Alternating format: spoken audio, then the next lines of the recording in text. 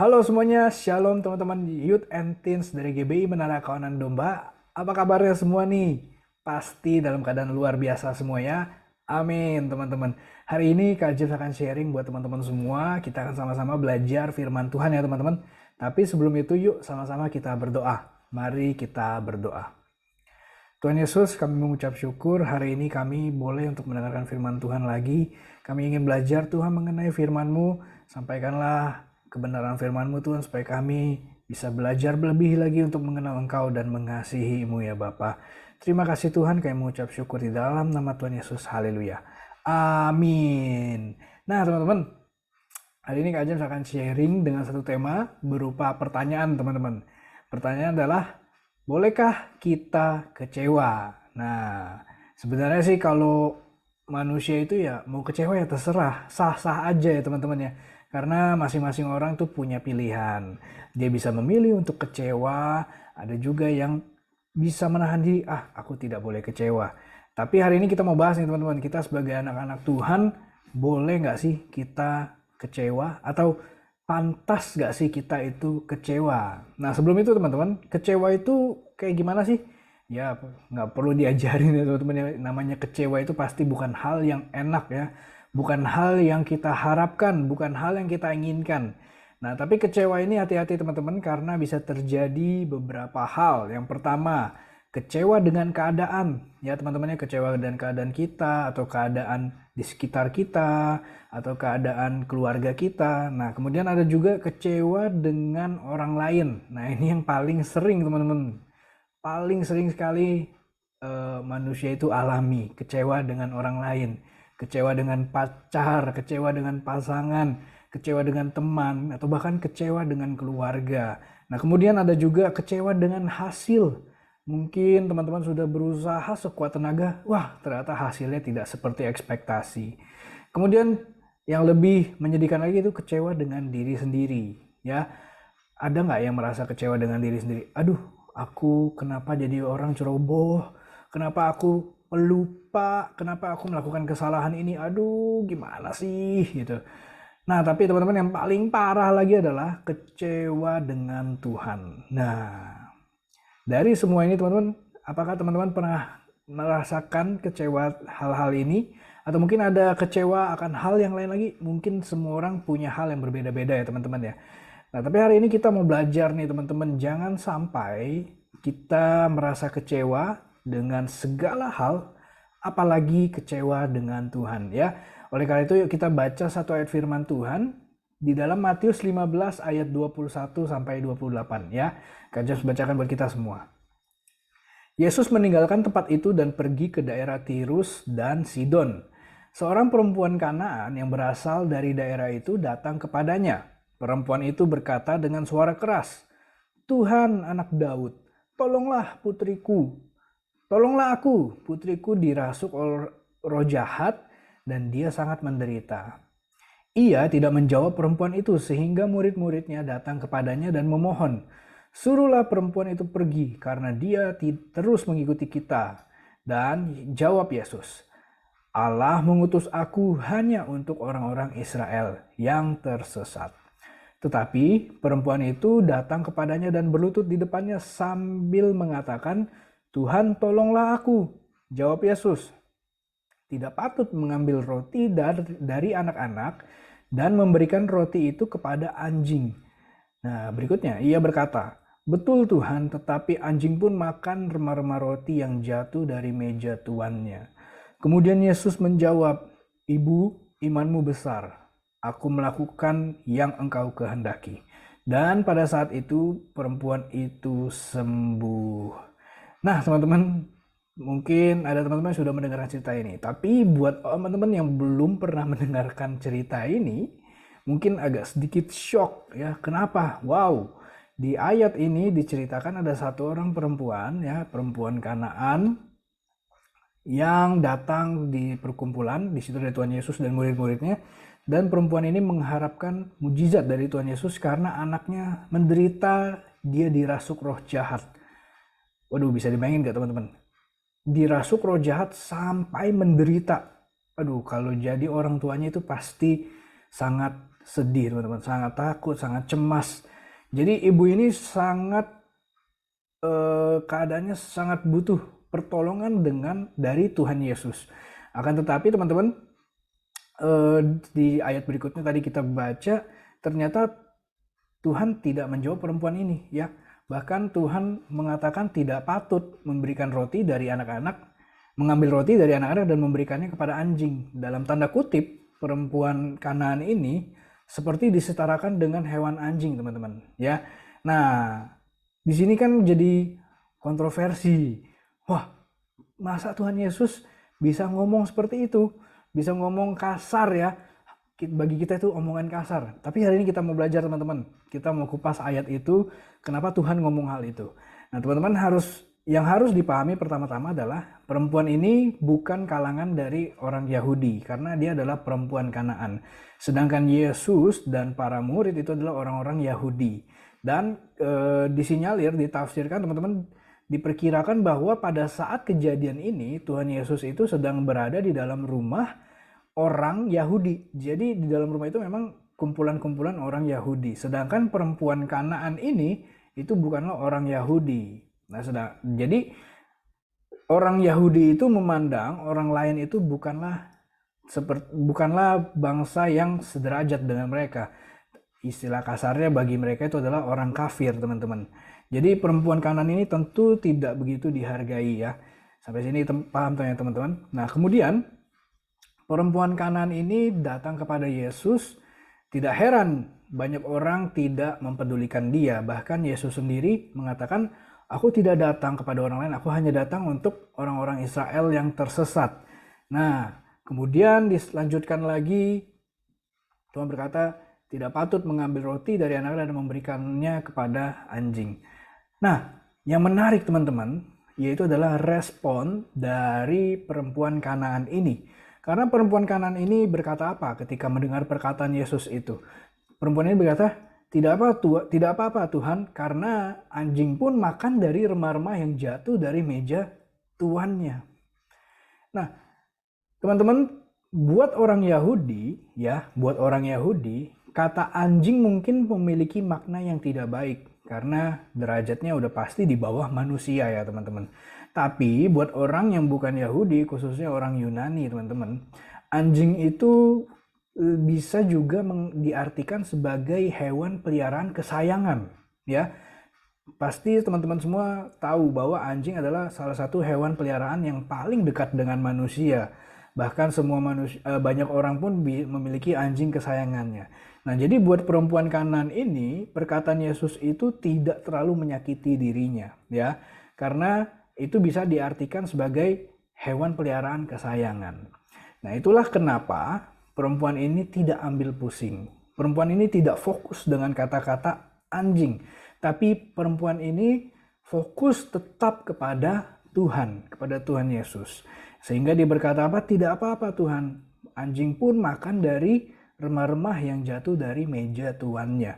Disitulah Tuhan Yesus dalam cerita ini mungkin dia terkejut melihat perilaku si perempuan ini. Karena biasanya kalau orang sudah dikatakan seperti itu, responnya apa? Pasti marah ya. Pasti kecewa. Setuju ya teman-teman ya? Kita apalagi, kita kalau teman-teman bayangin aja ke gereja, ketemu pendeta, dibilang, enggak, kamu nggak boleh, ini makanan buat orang gereja, bukan buat anjing. Loh, kita yang dengar kata-kata itu, waduh ini minta diviralkan nih pendeta kayaknya. Nah kita bisa kecewa kan teman-teman. Tapi perempuan ini mengambil sikap yang berbeda, yaitu dia tidak kecewa.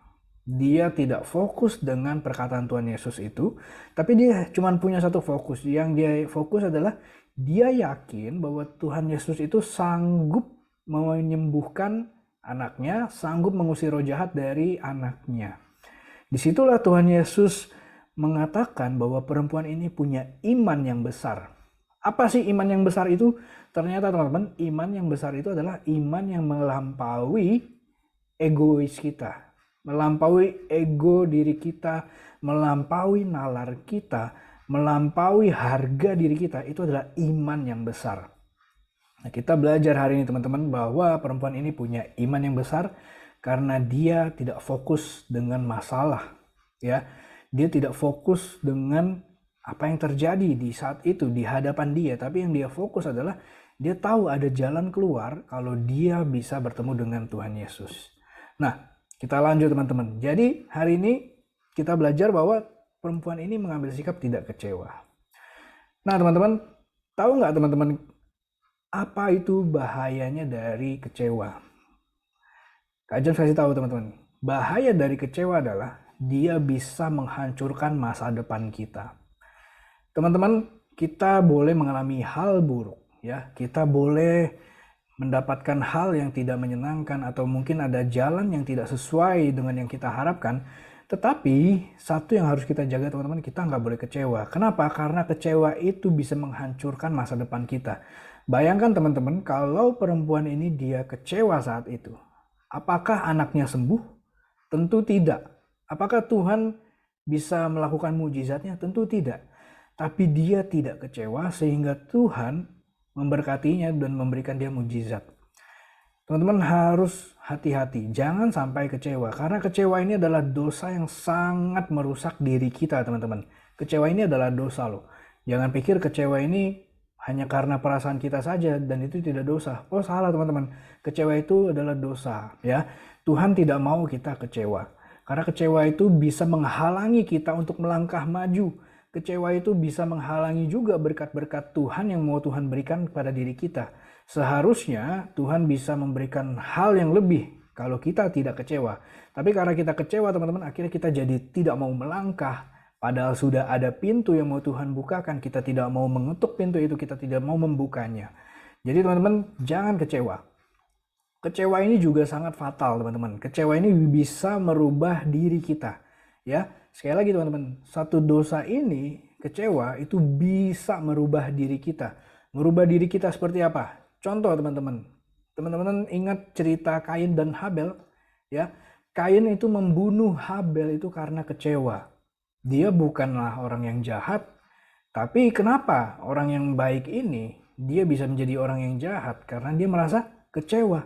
Dia kecewa ketika persembahannya tidak diindahkan seperti adiknya si Habel. Akhirnya dia menjadi pembunuh pertama di dalam dunia ini, teman-teman. Yudas juga mengkhianati Yesus karena dia kecewa. Kenapa ya Yudas kecewa? Karena Yudas mengharapkan bahwa Yesus itu adalah menjadi Mesias yang menjadi juru selamat bagi umat Israel.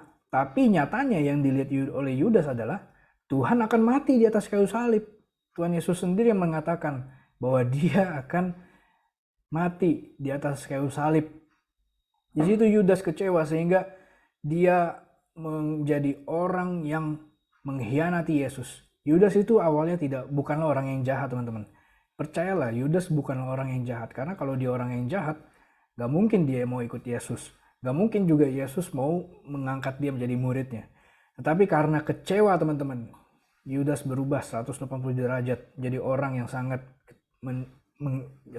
jahat sehingga dia mengkhianati Tuhan Yesus. Nah teman-teman, hati-hati dengan kecewa sekali lagi, karena kecewa itu juga bisa merubah diri kita. Kita yang tadinya orang yang baik, kita orang yang dengan lemah lembut, kita orang yang penuh dengan pengertian, tapi kalau kita kecewa teman-teman, kita bisa berubah. Kita jadi pemarah, kita bisa menjadi orang yang menindas orang lain. Tidak boleh teman-teman ya. Hati-hati dengan kecewa. Nah, teman-teman, hari ini itu saja firman yang mau Kak James sampaikan. Teman-teman harus mengerti bahwa kecewa ini yang pertama itu bisa menghancurkan masa depan teman-teman. Ya, dia bisa menutup pintu berkat, bisa membuat teman-teman nggak mau melangkah maju. Dan juga kecewa ini bisa merubah diri kita teman-teman. Satu lagi teman-teman, kita boleh nggak kecewa sama Tuhan? Sudah pasti tidak boleh ya teman-teman. Akan tetapi sayangnya banyak sekali orang di luar sana itu yang kecewa sama Tuhan. Kenapa? Alasannya sebenarnya sangat masuk akal. Karena bagi mereka dunia ini tidak baik-baik saja. Ya, maaf teman-teman, baru saja di saat ini juga kita melihat bahwa ada terjadi bencana gempa bumi di Turki, Suriah. Dan bencana ini ada bencana yang sangat besar. Bencana yang menghabiskan banyak korban jiwa, teman-teman. Apakah di sini ini adalah perbuatan Tuhan? Ini harus hati-hati, teman-teman. Kalau kita mudah kecewa, kita bisa langsung beranggapan, oh, Tuhan itu tidak baik atau Tuhan itu tidak sepenuhnya baik. Kenapa? Toh terjadi juga bencana, padahal bisa nggak Tuhan berkuasa atas bencana sehingga ini tidak terjadi? Bisa saja kan teman-teman. Tapi kenapa ini bisa terjadi? Nah, teman-teman harus paham bahwa segala sesuatu yang terjadi di dunia ini itu juga ada campur tangan dari roh jahat. Contohnya adalah kisah di Alkitab yaitu Ayub, teman-teman. Ayub dia memiliki segalanya ya. Dia orang yang sangat kaya raya. Nah, di pasal 1 roh jahat iblis berkata kepada Tuhan, "Oh, dia mah bisa menyembah Tuhan karena dia memiliki segalanya. Dia punya harta, dia punya keluarga, dia punya segalanya. Sehingga dia bisa menyembah Tuhan dengan sangat mudah." Nah, kemudian Tuhan bilang apa? "Semua yang di dunia ini adalah milikmu, iblis ya. Ini adalah milikmu, ambil saja, coba. Kamu boleh ambil semua apa yang dimiliki oleh Ayub, tapi jangan kau ambil nyawanya." Nah, di sini Tuhan menunjukkan bahwa segala sesuatu itu iblis juga punya izin untuk melakukan hal-hal yang buruk, teman-teman, di atas dunia ini. Kenapa? Karena yaitu Tuhan mau tunjukkan bahwa inilah kuasa roh jahat. Inilah iblis menyatakan dirinya lewat bencana, lewat musibah. Ayub ketika ketika Ayub diserang oleh iblis, teman-teman, dia mendapatkan banyak sekali musibah, teman-teman. Kecelakaan, bencana, keluarganya mati, bahkan sakit, penyakit, itu semua ditimpakan kepada Ayub, teman-teman. Ini tapi bukan perbuatan Tuhan, tapi sekali lagi adalah perbuatan iblis. Ayub waktu itu tidak sadar. Dia mengatakan apa? Bahwa Tuhan yang memberi, Tuhan yang mengambil. Padahal kalau dia belajar lebih dalam lagi, teman-teman, Ayub harusnya sadar bahwa Tuhan yang memberi, tapi iblislah yang mengambil. Nah, di sini kita mau belajar, teman-teman, lewat banyak sekali ayat-ayat Alkitab yang sudah kita baca, bukan dari Ayub saja, teman-teman, tapi kita boleh belajar dari sepanjang Alkitab bahwa Tuhan itu adalah penuh dengan kasih. Sifat natur Allah itu adalah kasih, teman-teman. Bukan hukuman, bukan lagi penindasan, bukan lagi murka kepada kita, teman-teman, tapi itu adalah kasih, ya. Itu sudah tergambarkan semua oleh Tuhan Yesus yang sudah turun ke dunia ini mati buat kita semua. Yang harus kita sadari, teman-teman, adalah bahwa di dalam dunia ini itu adalah ada peperangan antara roh jahat dan juga Tuhan. Ada peperangan di antara mana yang baik dan mana yang buruk. Nah, kita sebagai anak-anak Tuhan, kita harus fokus kepada yang baik. Dan kita harus percaya bahwa Tuhan itu adalah baik adanya. Nanti teman-teman akan lihat bahwa Tuhan akan menyelamatkan kita semua dari dunia ini. Kita tidak akan selamanya di dunia ini. Memang dunia ini bukan milik kita, teman-teman. Dunia ini bukanlah tempat kita seharusnya berada, ya. Karena dunia ini udah menjadi kerajaannya iblis, teman-teman. Nah, sekali lagi, teman-teman, kita harus belajar mengerti bahwa kita tidak boleh kecewa kepada Tuhan. Kecewa kepada hal-hal lain aja tidak boleh, apalagi kepada Tuhan. Karena itu bisa merubah diri kita menjadi sangat tidak baik, teman-teman. Ya, kita mau belajar bahwa Tuhan itu baik adanya. Dan ingat, teman-teman, di Roma 8 ayat 28 dikatakan apa? Tuhan turut bekerja dalam segala sesuatu untuk mendatangkan kebaikan bagi kita yang mengasihi Dia, yaitu yang terpanggil sesuai dengan rencana Allah. Jadi, teman-teman, percayalah bahwa kalau kita tinggal di dalam Tuhan, maka segala sesuatu yang kita alami itu ada dalam kendalinya Tuhan. Dan Tuhan sanggup mengubah hal yang buruk menjadi hal yang baik, mengubah kutuk menjadi berkat bagi diri kita. Asalkan satu, teman-teman, kita mau tinggal di dalam Tuhan dan kita mengasihinya. Oke, teman-teman, itu firman hari ini yang mau Kak James sampaikan. Dan hari ini juga kita mau berdoa untuk firman yang sudah kita dengar. Mari kita berdoa. Tuhan Yesus, kami mengucap syukur untuk firman yang sudah kami dengarkan hari ini ya Bapa. Lewat cerita di mana perempuan Kanaan yang datang kepadamu Tuhan, tapi dia menunjukkan sikap dengan iman yang besar, yaitu dia tidak kecewa Tuhan. Dan Tuhan memperhitungkan itu sehingga ada suatu mujizat terjadi dalam keluarganya. Kami belajar Tuhan, lewat hidup ini kami tidak mau menjadi orang yang kecewa dengan segala hal, dengan keadaan, dengan orang lain, bahkan diri sendiri, apalagi dengan-Mu ya Tuhan. Kami tidak mau Tuhan, karena kami tahu kalau kami kecewa, maka masa depan kami juga tidak baik Tuhan. Karena Tuhan punya rancangan yang indah buat hidup kami. Kami percaya Tuhan, apapun yang kami alami, itu semua mendatangkan kebaikan bagi diri kami Tuhan. Ajar kami Tuhan, agar kami melatih diri kami, hati kami, agar kami boleh terus fokus kepadamu Tuhan. Meskipun keadaan dunia yang tidak baik, tapi kami percaya dengan hati kami yakin bahwa Tuhan selalu baik bagi hidup kami. Dan kami yakin Tuhan, satu saat nanti kami akan hidup selamanya bersama-sama dengan Engkau. Terima kasih Bapa. Ajar kami selalu Tuhan untuk menjadi untuk menjadi orang-orang yang sabar, untuk menjadi orang-orang yang penuh dengan hati yang penuh dengan belas kasihan, penuh dengan hati yang besar Tuhan, supaya kami tidak mudah diombang-ambingkan oleh keadaan, supaya kami tidak mudah diganggu Tuhan oleh kuasa roh jahat. Terima kasih Tuhan, kami mengucap syukur untuk firman-Mu. Di dalam nama Tuhan Yesus, haleluya. Amin. Teman-teman semua, oke, God bless you. See you next week. Happy Sunday.